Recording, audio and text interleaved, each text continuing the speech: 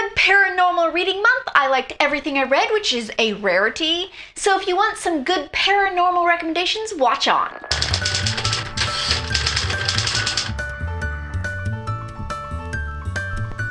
Okay guys, we have to talk about Written in Red. Written in Red by Anne Bishop, the first book in the Others Paranormal series, and my first 5-star rating of 2015. This book was perfection. Just perfection. I love Anne Bishop's Black Jewel series, so I know she's an amazing author, but I wasn't sure how that was going to translate to paranormal books, but it did so well. I cannot get over this book. All I did was read it, go to work, read more of it at lunch, come home, read it, get up the next morning, read some more, and repeat. Seriously, I'm not sure if I love this book or hate it because it basically ate my life for days. If you like urban fantasy / paranormal at all, read this book, I beg you. So yeah, I immediately had to read Murder of Crows, the second book, loved it too. The first book has a slight edge, which is why it got 5 stars over this one's 4 stars. But whenever I reread these books, I have a feeling this second one will be promoted to 5 stars as well. I know some people feel the romance is moving too slowly, but I think it's just right, as she needs time to settle into her skin a bit, you know, after her traumatic life so far. It's just perfect. Midnight Blue Light Special, the second book in the encrypted urban fantasy series by Sheenan McGuire. I picked up the first one randomly at a library book sale and ended up liking it. This one, I didn't think I liked it for most of it, and then I did. The Covenant of St. George is coming to town to do a purge of the cryptid community.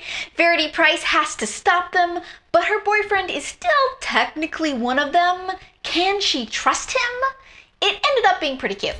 Body of Sin by Eve Silver, the fourth book in the Paranormal Otherkin series. I won't even tell you the premise of this book as it contains spoilers for books 1 through 3, but what I will say is that this series is odd. Books 1 and 3 read a lot like typical paranormal romances, and I was okay with them.